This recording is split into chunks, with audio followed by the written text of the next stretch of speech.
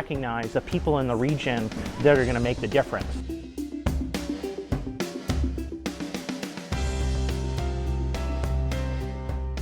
I talked about 36 villages who are in the south part of Palestine. Israel is trying to take these people out of their villages and to put them in one area so it could confiscate their lands. Israel, because of that, does not recognize these villages. Because of this status, that they are illegal, they cannot build, they cannot develop, they cannot plan. They are not showing in maps. If these villages does not exist on physical maps, does not exist in road signs, we will let them exist on the digital space.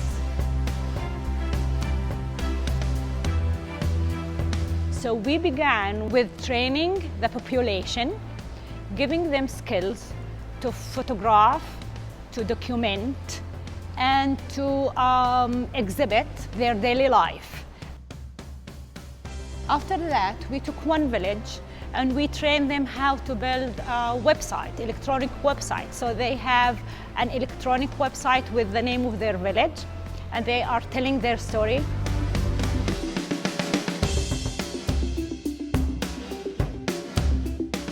We realized that people were more on ground and handy to respond to the issues, to tweet, to do short blogs, write up, to do website posts. They were on ground. So during the presentation at the parliament in Nigeria, we realized that it was more strategic to get a young person speak to parliament. And we got a young woman, a young girl, to speak to parliament. And they were amazed because she presented the issues in a very interesting manner. Whatever you do traditionally, you need the youth to translate it and make it visible.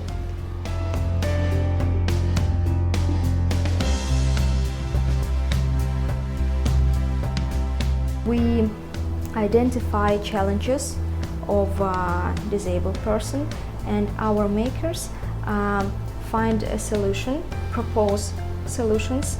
We provide all the materials, we provide a makerspace, and gather them on 72 hours marathon. And it's a place where miracle happens.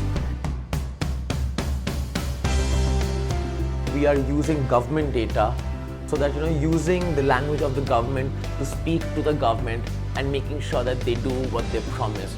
We connect local communities with academics to develop together credible evidence. We give training on human rights investigation and documentation. We're moving away from the traditional way of monitoring and evaluation.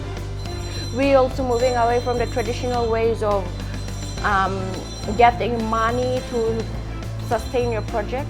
It's trying to strengthen civil society capacities. So for that, we conduct research about the situation of civil society and the donor landscape. So I see our role as the Helper Hub not to dictate or to request, but to suggest and to facilitate and to respond.